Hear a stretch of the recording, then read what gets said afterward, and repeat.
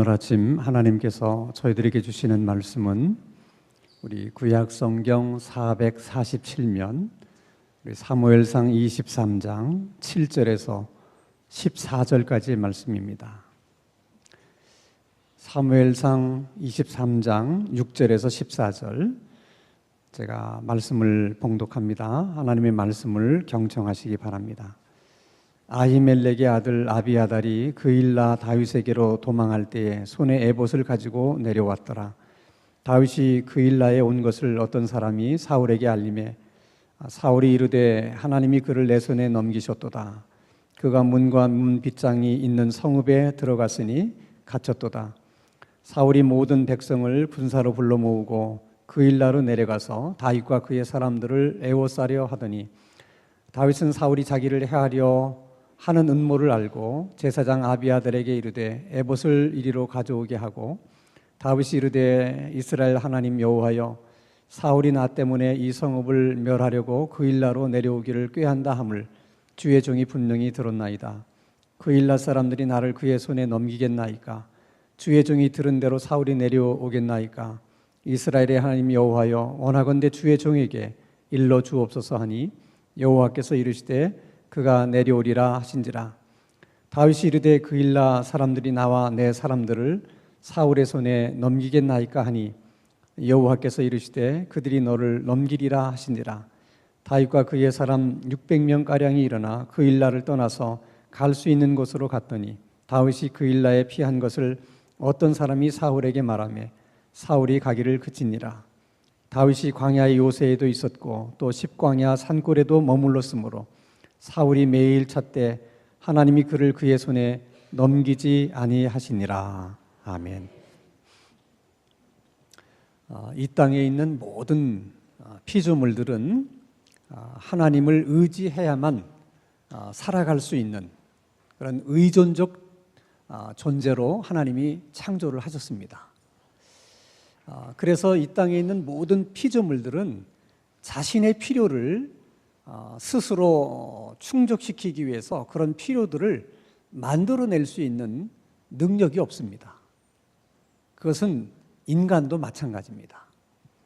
예를 들어서 나무나 식물이 살기 위해서 그리고 성장하고 또 결실하기 위해서는 광합성이라고 하는 것을 해요. 근데 그 광합성을 하기 위해서 반드시 필요한 것이 햇빛입니다. 그 햇빛은 나무가 만들어낼 수가 없어요. 그 햇빛은 하나님이 주셔야만 광합성을 할 수 있는 것이고 하나님이 햇빛을 주지 않으면 광합성을 할 수가 없는 것입니다. 그것은 여러분 사람들도 마찬가지예요. 사람들에게도 많은 것들이 필요한데 그 필요한 것들을 인간의 힘으로 다 만들어낼 수가 없습니다. 그래서 인간의 필요한 것을 이런 나무나 이런 식물처럼 외부에서 얻게 되는데 문제는 인간에게 필요한 자원이 무궁하지가 않다는 거예요. 우리들에게 필요한 자원이 10개라면 사실 존재하는 자원은 뭐 6개나 7개밖에는 없는 것입니다. 그래서 결국 사람들은 먼저 그 자원을 차지하기 위해서 싸우게 되는 것이고 그리고 어차피 그런 일들 때문에 인간 사이에는 갈등이 존재할 수밖에는 없게 되는 것입니다. 중요한 것은 이렇게 인간은 스스로의 힘으로 자신에게 필요한 것을 만들어낼 수 없음에도 불구하고 인간의 힘으로 내 필요를 나는 채울 수 있다. 그렇게 믿고 하나님을 의존하지 않는 것을 성경은 죄라고 얘기를 하는 것입니다. 이게 중요한 거예요. 사람이 의존적 존재라고 하는 것을 인정하든 인정하지 않든 그건 사실이니까. 그래서 만약 인간이 하나님을 의존하지 않게 되면 필연적으로 다른 것을 의존하게 돼 있어요. 인간이 하나님을 의존하지 않게 되면 필연적으로 다른 것들을 의존하게 되는데 그 다른 것들이 뭐냐? 여러 가지가 있지만은 가장 대표적인 것이 3가지예요. 하나는 우상입니다. 그래서 우상을 의지해요. 사람들이. 또 하나는 돈이에요. 돈을 의지하게 되고 또 하나는 사람입니다. 사람을 의지합니다. 왜 인간이 우상을 의지하고 돈을 의지하고 사람을 의지하겠어요? 그것들이 뭔가 우리의 필요를 채워준다고 믿기 때문에 그런 것입니다. 근데 사실 여러 부분에서 많은 것을 채워주는 것은 사실이에요. 그러나 여러분, 우상은 하나님이 아닙니다. 돈도 하나님이 아닙니다.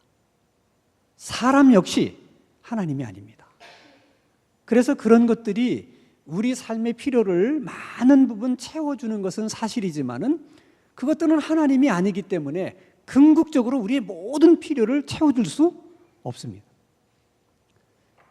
궁극적으로 우리의 모든 필요를 채워줄 수 없음에도 불구하고 채워줄 수 있으리라고 믿고 의지를 하게 되면 어느 날인간 반드시 그것들 때문에 실망하고 또 절망하는 날이 찾아오게 되는 것입니다. 우상을 의지하면 뭔가 다 될 줄 알았는데 안 되거든요. 그럼 결국 자기가 의지했던 우상에게 실망하게 됩니다.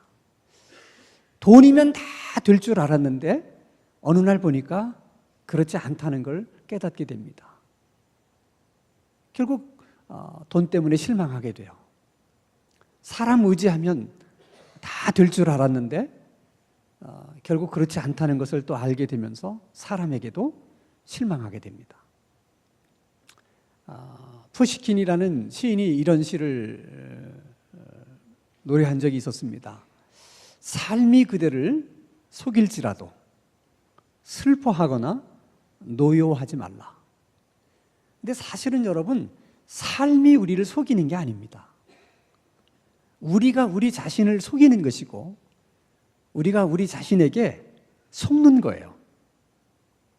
왜?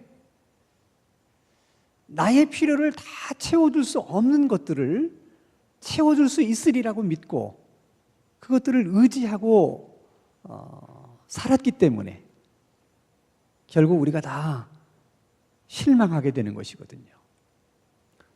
오늘 우리가 함께 읽은 본문의 이야기가 그런 내용들입니다. 오늘 본문의 내용을 우리가 좀 쉽게 이해하기 위해서는 배경 설명이 좀 필요해요. 자, 우리가 잘 아는 것처럼 다윗이 골리앗을 쓰러뜨린 뒤에 이제 돌아오게 되지 않습니까? 그때 많은 사람들이 길거리로 나와서 골리앗을 쓰러뜨리고 돌아오는 다윗을 칭송합니다. 사울이 죽인 자는 천천히요, 다윗이 죽인 자는 만만이다. 근데 그 얘기를 사울 왕이 듣습니다. 그러면서 마음이 상해요. 백성들의 마음이 다윗에게로 향하는 게 싫었어요. 그 상한 마음을 빨리 추스렸으면 좋았을 텐데 그 상한 마음을 상한 대로 내버려 두다 보니까 상처가 더 깊어지기 시작해요. 그래서 어느 날 사실 사울 왕의 가장 골칫거리였던 골리앗의 문제를 해결해 준 다윗을 이유 없이 미워하기 시작합니다. 그 미움이 깊어지면서 아예 다윗을 죽일 생각까지를 해요. 그리고 실행에 옮깁니다. 여러 차례 다윗을 죽이려고 했지만은 그때마다 그 계획이 실패로 돌아갑니다. 그러니 다윗의 입장에서는 얼마나 무서웠겠습니까? 전혀 마음의 준비 없이 그런 일을 겪게 된 다윗은 정말 두려웠을 것입니다. 그래서 냅다 도망을 칩니다. 도망가는 중에 아히멜렉이라는 제사장이 있는 곳을 들립니다. 들린 목적은 두 가지였어요. 하나는 앞으로 내가 어떻게 될 거냐, 내가 어디로 가야 되는 것이냐 하는 것을 하나님께 묻고 싶어서 제사장을 찾은 것입니다.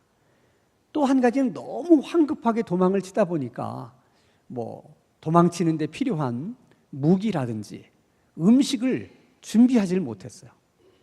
그래서 아히멜렉 제사장에게 먹을 것이 있으면 좀 달라, 무기가 될 만한 것이 있으면 좀 달라. 그때 제사장이 자기들만 먹을 수 있는 진설병을 다윗에게 주고 그동안 전리품으로 보관하고 있던 골리앗의 검을 다윗에게 줍니다. 그래서 그것을 챙겨가지고 이제 제사장의 거처를 떠나기는 했지만은 두렵기는 매 한 가지예요. 언젠가는 이 사실도 사울이 알게 될 텐데 그러면 그 사울이 나를 가만두겠는가? 너무 무서우니까 도망갈 곳이 없는 거예요. 어디를 가도 사울이 끝까지 쫓아올 것만 같아요. 그래서 할 수 없이 블레셋 땅으로 피신을 합니다. 그래서 가드왕 아기스에게 자기 몸을 의탁해요. 그러면 좀 안전하지 않을까? 근데 놀랍게도 아무도 자기를 몰라보리라고 생각하고 블레셋 땅으로 들어갔는데 그 아기스 왕의 신하들이 한눈에 알아보는 겁니다. 얘가 우리 골리앗을 죽인 다윗이다. 잘 들어왔다. 이놈 살려두면 안 된다. 그러니 또 다윗이 얼마나 놀랬겠어요. 호랑이를 피해서 왔더니 호랑이 굴에 들어온 거예요. 순간적으로 기지를 발휘해서 미친 사람 흉내를 막 냅니다. 그래서 그 어려운 위기를 모면을 해요. 그 미친 사람 흉내가 먹힐 수 있었던 것은 물론 다윗이 아주 리얼하게 연기를 잘한 것도 있지만 그들 생각에 아니 진짜 얘가 미치지 않았다면 어떻게 제정신이라면 여기를 오겠냐. 그게 믿어지지 않잖아요. 어떻게 제정신이면 여기 오겠어요. 진짜 저는 미친놈이다. 저거 그렇지 않고는 여기 올 수 없다. 그래서 정말 아기스를 의지하고 그에게 몸을 의탁하려고 찾아갔다가 실망하고 망신만 당하고 도망쳐 나옵니다. 그리고 아둘람 굴이라고 하는 곳에 가서 잠시 피신하고 있었는데 가장 다윗이 외로울 때 여러 곳에서 다윗을 돕겠다고 사람들이 한 사람 두 사람 몰려들기 시작하더니 한 400여 명의 추종자들이 생겼어요. 그 무렵에 에돔 사람 에독이라는 사람이 사울을 찾아가서 다윗이 아히멜렉 제사장을 찾아왔다는 일, 그리고 제사장이 그에게 떡도 주고 검도 주고 이렇게 필요한 것들을 챙겨줬다는 얘기를 일러 바칩니다. 사울이 화가 머리끝까지 났어요. 친히 군사들을 데리고 아히멜렉 제사장을 찾습니다. 그리고 사실을 확인해요. 다 사실이야. 두 가지 죄목을 붙입니다. 다윗이 왔으면 응당히 내게 알렸어야 되는데 알리지 않은 죄. 다윗을 도운 죄. 이것은 나라에 대한 반역이고 나에 대한 반역이다. 그래서 하나님이 기름 부어 세운 제사장 85명을 그날 한 자리에서 다 죽입니다. 자, 이런 사건이 있는 와중 속에 오늘 본문의 사건이 생긴 거예요. 사무엘상 23장 1절을 한번 같이 읽겠습니다. 시작. 사람들이 다윗에게 전하여 이르되 보소서 블레셋 사람이 그일라를 쳐서 그 타작마당을 탈취하더이다 하니, 이 그일라라고 하는 지방은 블레셋과 이렇게 접경 지역이에요. 근데 추수 때가 되니까 블레셋 사람들이 쳐들어와서 다 약탈해 간 거예요. 그걸 누군가 다윗에게 얘기를 해준 거예요. 그랬더니 다윗이 그 문제를 가지고 하나님 앞에 나가서 기도를 합니다. 하나님, 이런 일이 있는데 어떻게 하면 좋겠습니까? 제가 가서 그들을 구원해 줄까요? 그럴 수 있겠습니까? 라는 문제를 기도합니다. 자, 이런 일을 두고 사람들은 뭐라고 얘기해요? 오지랖도 넓다. 이렇게 얘기합니다. 아니, 지금 자기 코가 석자예요. 누가 누구를 돕습니까? 자기도 지금 사울왕을 피해서 아둘람 굴에서 지금 숨어 지내는 처지에 무슨 그일라 주민들을 구원하기 위해서 갈 수가 있겠습니까? 보통 사람의 눈으로 보면 정말 다윗은 오지랖이 넓은 사람이에요. 근데 왜 다윗이 그랬을까? 그일라 주민에 대한 아픔을 다윗은 너무 진하게 느끼는 거예요. 그들을 생각하는 마음이 너무 깊은 거예요. 근데 가만히 여러분 생각해 보세요.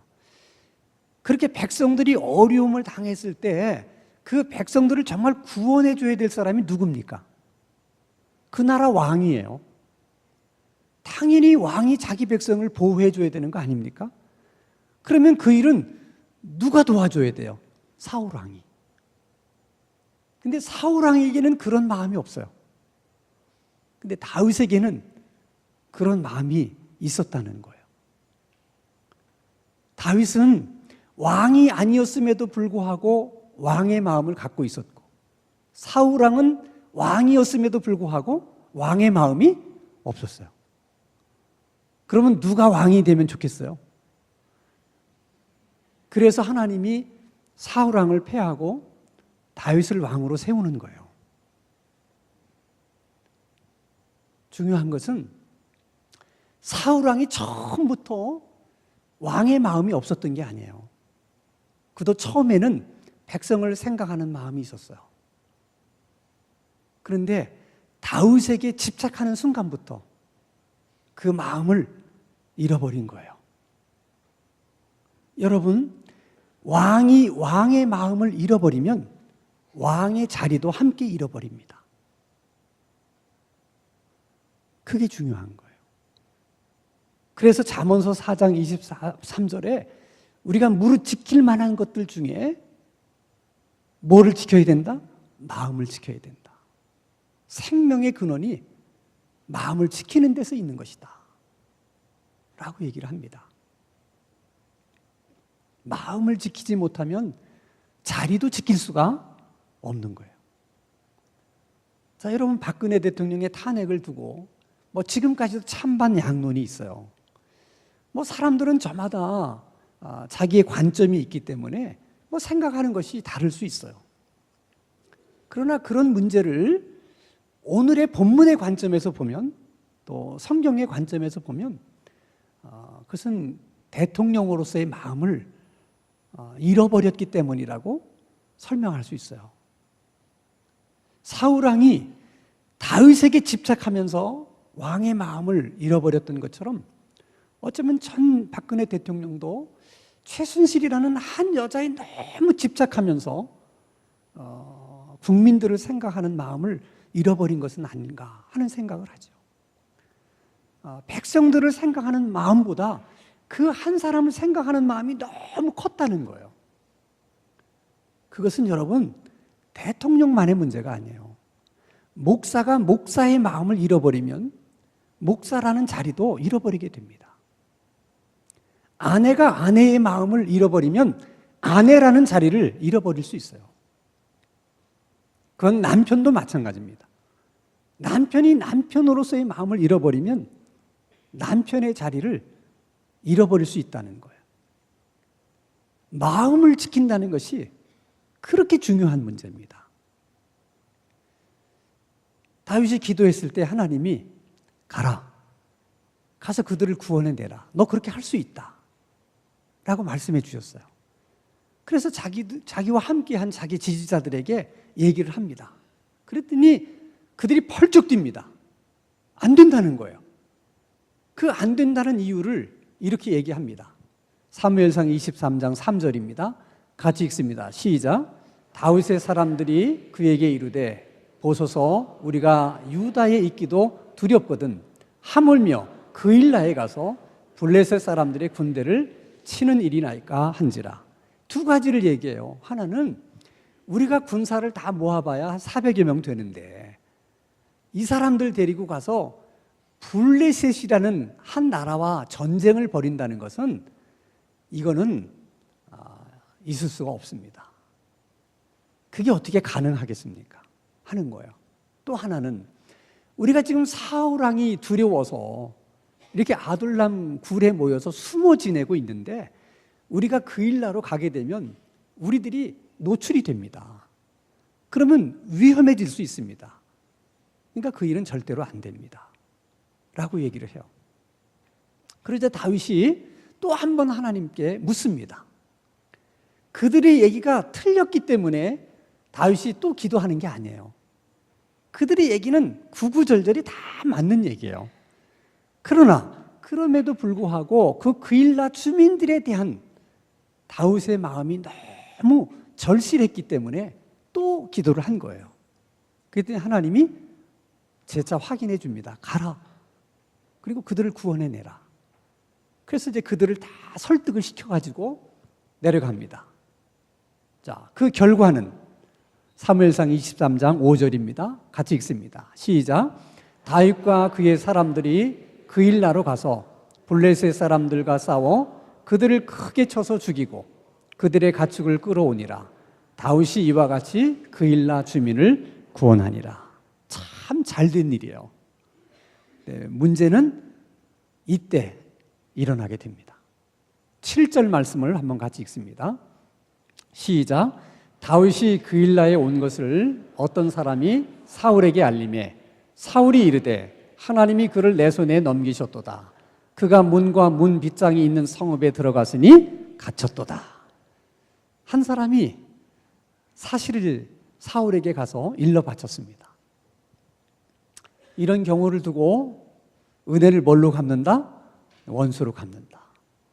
아니, 다윗은 자기의 목숨이 정말 위태로운 것을 다 감내해내면서 그래서 가서 그 일나 주민들을 구원해 주었는데 어떻게 가서 사울에게 밀고를 할 수 있는 것입니까? 정말 기가 막힌 노릇이에요. 우리는 이런 사람이 없기를 바라지만 다윗의 시대에도 그런 사람이 있었던 것처럼 오늘 우리가 살고 있는 시대에도 그런 사람이 있다 없다? 있다는 거예요. 그것이 사람이라는 거예요. 다윗이 그 사실을 알고 또 하나님 앞에 나가 기도합니다. 하나님, 우리들이 여기 있다는 것을 이제 사울이 알았을 텐데 사울이 우리를 잡으러 오겠습니까? 그거 하나 물어요. 둘째는 사울이 우리를 잡으러 올 때 그 일나 주민들이 우리를 사울에게 넘겨주겠습니까? 하는 것을 또 한번 묻습니다. 왜 그것을 묻겠어요? 그래도 다윗의 생각에 설마 우리들이 목숨을 걸고 자기들을 구원해 줬는데 그런 우리를 설마 사울에게 넘겨주겠느냐? 그래도 다윗은 그 일나 주민들에 대한 기대가 있었어요. 그들을 의지한 거예요. 그럴 때 그 일나 주민들이 다윗의 편에 서준다면 다윗은 정말 천군만마를 얻은 것처럼 힘이 됐을 거예요. 그렇지 않겠습니까? 근데 모든 것은 다윗의 기대대로 되지 않았어요. 12절입니다. 같이 읽습니다. 시작. 다윗이 이르되 그 일날 사람들이 와서 내 사람들을 사울의 손에 넘기겠나이까 하니 여호와께서 이르시되 그들을 너를 넘기리라 하신지라. 정말 기가 막힌 일이죠. 세상에 뭐 이런 사람들이 다 있나. 그러면 마음에 상처가 돼요. 정말 그런 사람 미워할 수밖에 없어요. 사람 같지도 않아요. 근데 여러분 생각해 보세요. 그들이 꼭 나빠서 다윗에게 그렇게 하는 것은 아니라는 거예요. 그들도 다윗이 제사장을 찾아가고 제사장이 다윗에게 그렇게 해서 85명의 제사장이 한 날 다 살육을 당했다. 너무 잘 알고 있는 거예요. 하나님이 기름 부어 세운 제사장도 그렇게 사울 왕이 죽였다면 자기들을 가만두겠어요? 그게 두려워서 어쩔 수 없이 그들이 그럴 수밖에는 없었다는 거예요. 그래서 여러분, 우리가 사람에게 실망하게 되는 것은 꼭 사람이 나빠서만이 아니라는 거예요. 사람이기 때문에 어쩔 수 없어서 그럴 수 있고, 그래서 우리는 또 실망할 수 있게 된다는 거죠. 그래서 사람이라는 존재는 그냥 우리가 섬겨주고 그냥 사랑해줘야 될 존재지 어떤 큰 기대를 가지고 의지해야 될 존재가 아니라는 거예요. 그건 부모 자식 간의 관계도 마찬가지예요. 자식이라는 대상은 그냥 부모가 많이 희생해주고 그저 사랑해줘야 될 대상이지 그 자식을 뭔가 기대하면서 의지할 대상이 아니라는 거예요. 그건 여러분 부모도 마찬가지예요. 아무리 부모가 우리들에게 잘해줘도 그저 부모는 부모일 뿐이지 그 부모를 우리가 너무 의지해서는 안 된다는 거예요. 그러다 보면 여러분 결국 자식에게 실망하게 되고 부모에게 실망하게 되는 거예요. 자식이 나빠서 실망하는 게 아니에요. 부모가 나빠서 실망하게 되는 게 아니에요. 자식은 하나님이 아니니까. 부모는 하나님이 아니기 때문에 결국은 실망하게 되는 것입니다. 다윗은 그것을 너무나도 잘 알았어요. 그래서 다윗이 하나님만 의지한 거예요. 다윗이 하나님만 의지했을 때 그러면 하나님은 다윗에게 어떻게 하셨느냐? 오늘 본문 14절입니다.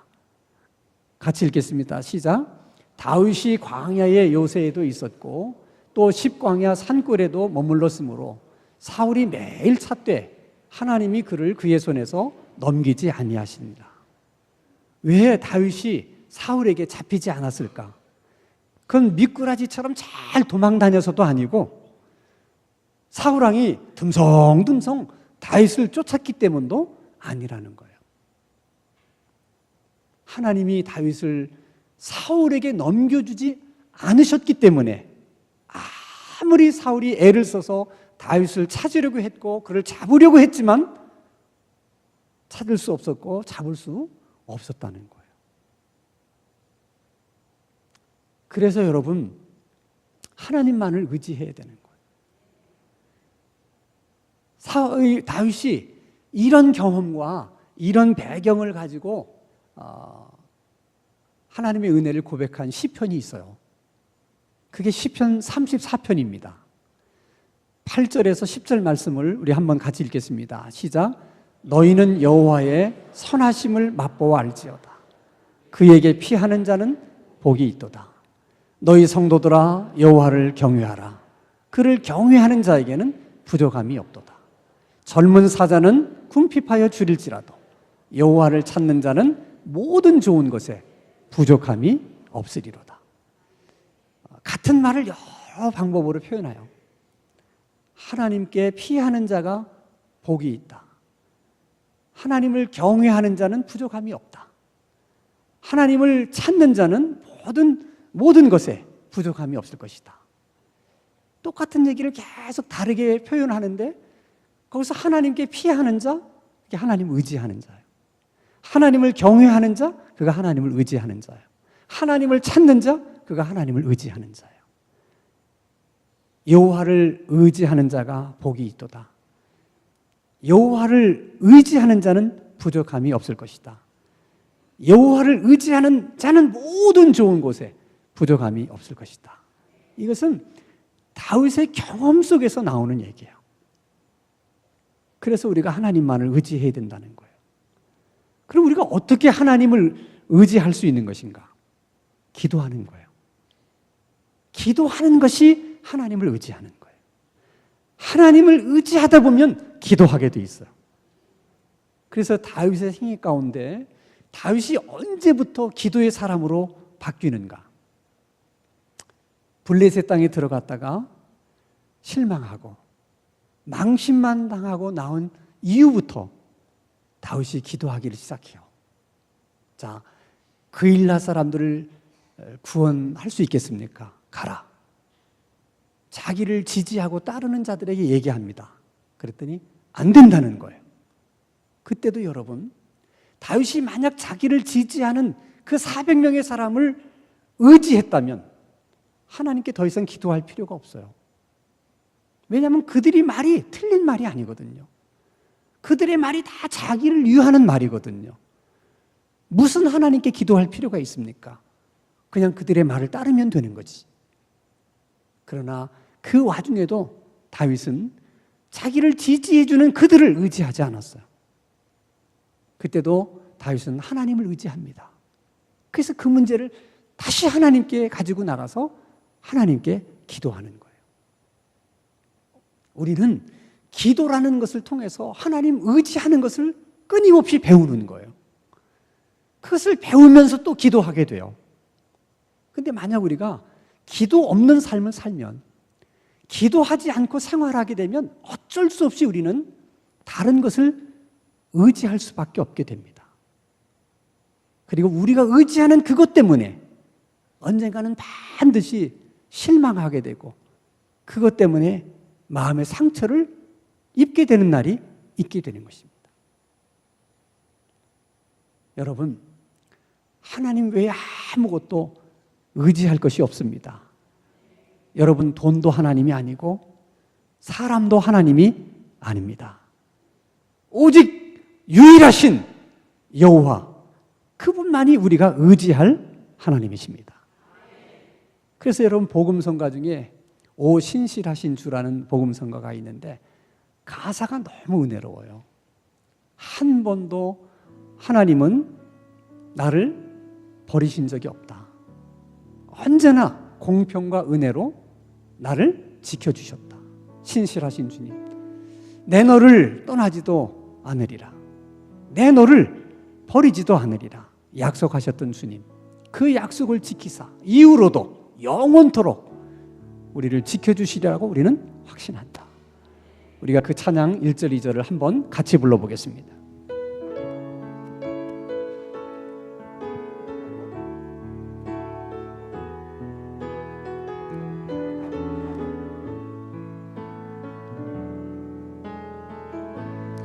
하나님 한 번도 나를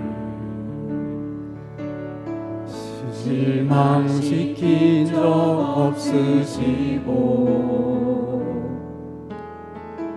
언제나 공평과 은혜로 나를 지키셨네. 오 신실하신 주, 오 신실하신 주, 내 너를 떠나지도 않으리라, 내 너를 버리지도 않으리라 약속하셨던 주님, 그 약속을 지키사 이후로도 영원토록 나를 지키시리라 확신하네. 지나온 모든 세월들 돌아보아도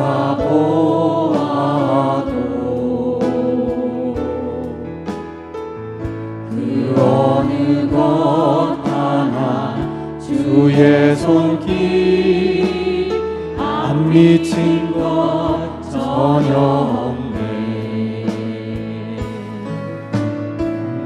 오 신실하신 주, 오 신실하신 주, 내 너를 떠나지도 않으리라, 내 너를 버리지도 않으리라 약속하셨던 주님, 그 약속을 지키사 이후로도 영원토록 나를 지키시리라 확신하네. 기도합니다. 거룩하신 하나님 아버지, 한 번도 우리를 실망시킨 적이 없으신 우리 하나님, 그 하나님을 사랑하고 그 하나님을 찬양합니다. 우리가 사는 날 동안 하나님을 의지하는 법을 끊임없이 배우게 하시고 하나님만을 의지하며 살아가게 하옵소서. 늘 기도하며 살게 하시고 기도가 우리의 삶이 되게 하여 주시옵소서. 예수님의 이름으로 기도하옵나이다. 아멘.